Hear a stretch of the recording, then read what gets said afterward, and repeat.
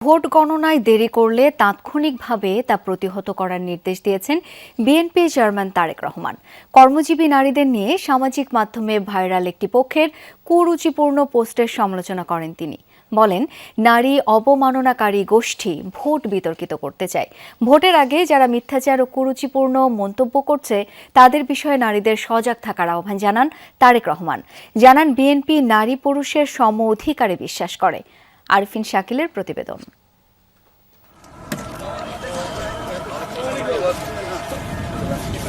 প্রচলিত ধারা ভেঙে নির্বাচনী সফরের বড় অংশে বাসে যাতায়াত করলেও সময় স্বল্পতা এবার বিএনপি চেয়ারম্যান খুলনায় গেলেন হেলিকপ্টারে।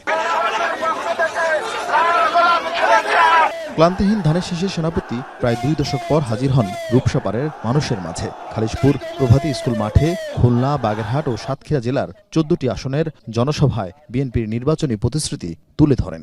ইনশাআল্লাহ বিএনপি আগামী 13 তারিখে সরকার গঠন করলে এই শিল্প নগরীকে আবার জীবিত শিল্প নগরীতে আমরা পরিণত করতে চাই।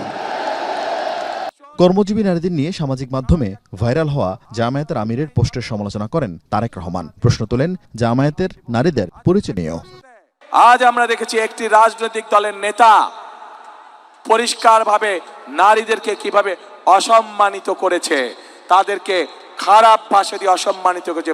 যখন এই কথা বলার পরে তীব্র সমালোচনা শুরু সমাজের প্রত্যেকটি মানুষের কাছ থেকে, তখন তারা বলছে আইডি বলে হ্যাক হয়ে গেছিল, অথচ আইডি হ্যাক হয়নি। তাদের যারা বিশেষজ্ঞদের মুখের উপরে মিথ্যা কথা বলে, এরা আর যাই হোক এরা দেশ দরদি হতে পারে না।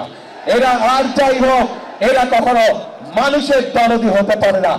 খুলনা জনসভা শেষে হেলিকপ্টার করেই যশোরের বিরামপুর স্কুল মাঠের জনসভায় অংশ নেন বিএনপি চেয়ারম্যান। করতালিয়ার স্লোগানে জিয়া পরিবারের উত্তরসূরিকে স্বাগত জানায় জনসমুদ্র। 7 জেলার 22টি আসনের বিএনপির প্রার্থীদের হাতে দলীয় প্রতীক তুলে দেন তারেক রহমান।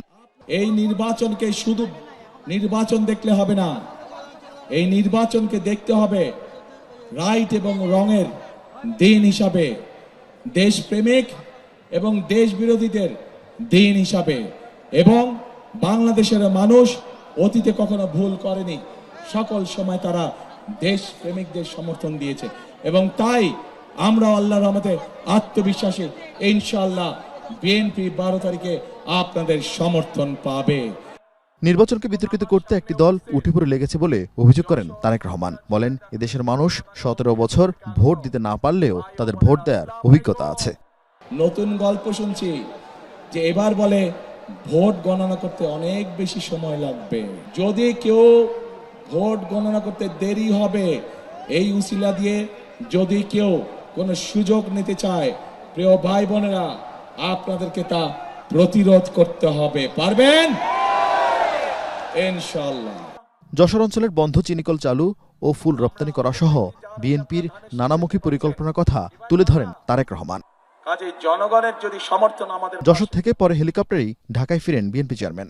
এরপর বরিশাল বিভাগীয় জনসভার মাধ্যমে বিএনপি চেয়ারম্যানের ঢাকার বাইরের নির্বাচনী প্রচার শেষ হবে। পূর্ব থেকে শুরু, মধ্যাঞ্চল উত্তরাঞ্চল ঘুরে পশ্চিমে এলেন বিএনপি চেয়ারম্যান তারেক রহমান। তার এই বিনিদ্র ছুটে চলা দিন রাতের ফারাক ভুলে মানুষের কাছে ফেরা যেন এক অনন্য অসাধারণ অনুভূতি তৈরি করছে বিএনপির নেতাকর্মীদের মনে। তাদের বিশ্বাস, শেষ পর্যন্ত মানুষ জিয়া রহমান, খালেদা জিয়ার হাত ধরে তারেক রহমানের উপরেই আস্থা রাখবে।